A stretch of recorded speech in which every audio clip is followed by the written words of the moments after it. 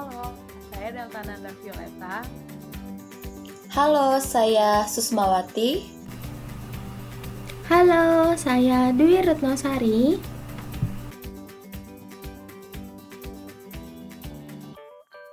Genetika populasi adalah suatu cabang dari ilmu genetika atau pewarisan sifat yang mempelajari gen-gen dalam populasi dan menguraikannya secara matematik akibat dari keturunan pada tingkat populasi.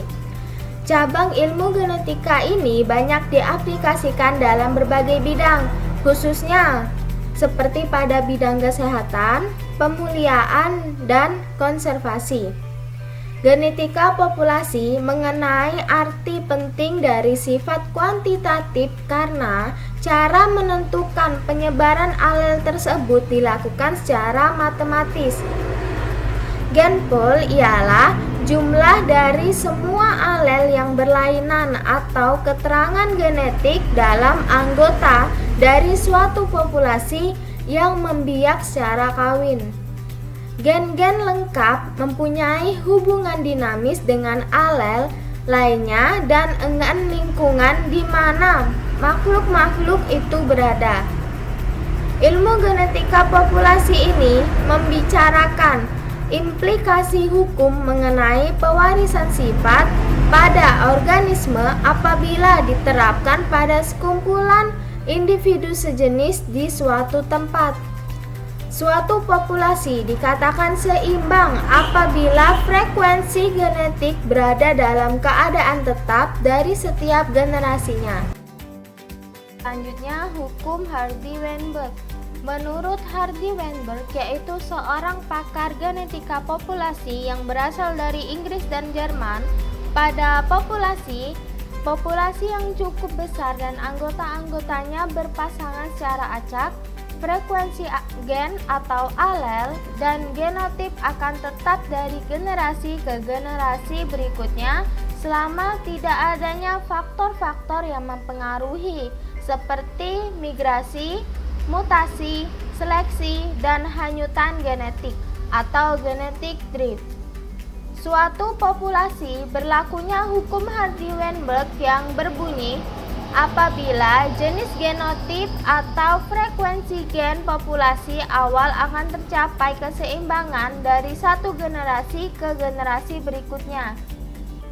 Hukum Hardy-Weinberg menyatakan bahwa frekuensi alel dan frekuensi genotip dalam suatu populasi akan tetap konstan, yakni akan berada dalam keseimbangan dari satu generasi ke generasi lainnya kecuali apabila terdapat pengaruh-pengaruh tertentu yang akan mengganggu keseimbangan tersebut. Terdapat beberapa asumsi dari hukum Hardy-Weinberg, yaitu yang pertama, genotip yang ada dalam suatu populasi mempunyai daya hidup yang sama. Yang kedua, kesuburan atau fertilisasi genotip sama. Yang ketiga, jumlah individu dalam populasi banyak. Yang keempat, terjadinya random mating antara individu dalam populasi. Dan yang terakhir, frekuensi gen individu betina dan jantan itu sama. Assalamualaikum warahmatullahi wabarakatuh. Perkenalkan, nama saya Susmawati.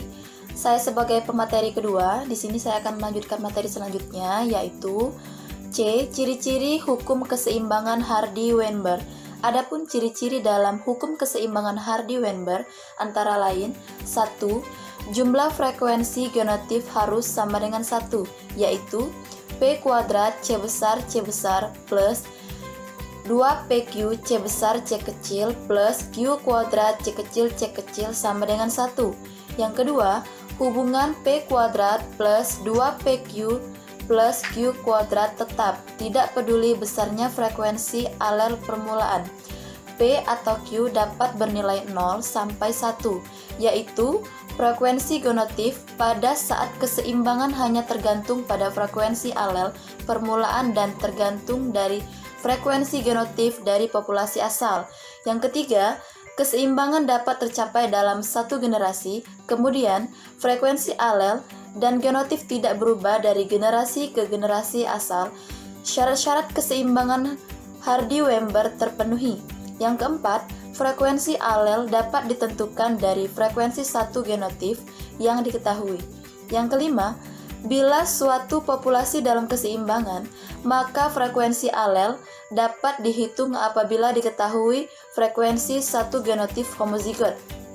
Umpama, saudara menangkap satu contoh tikus dari pertanaman padi dan diperoleh frekuensi No aguati A kecil sama dengan 0,509%. Selanjutnya,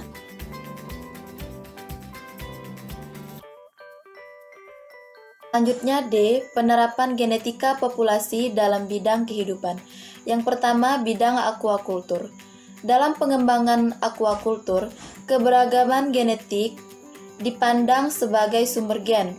Dari sumber gen yang beragam, memungkinkan untuk mencari gen-gen unggul yang kemudian melalui proses seleksi, hibridasi maupun transfer gen akan dapat dihasilkan individu-individu yang memiliki karakter unggul. Peningkatan atau perbaikan kualitas genetik yang pada umumnya dilakukan pada karakter-karakter ekonomis penting suatu populasi dinamakan genetic improvement. Program genetic improvement di bidang perikanan telah banyak diterapkan seperti untuk laju pertumbuhan, peningkatan resistensi terhadap suatu penyakit, dan peningkatan kemampuan beradaptasi terhadap suatu perubahan lingkungan. 2. Bidang pengelolaan sumber daya hayati.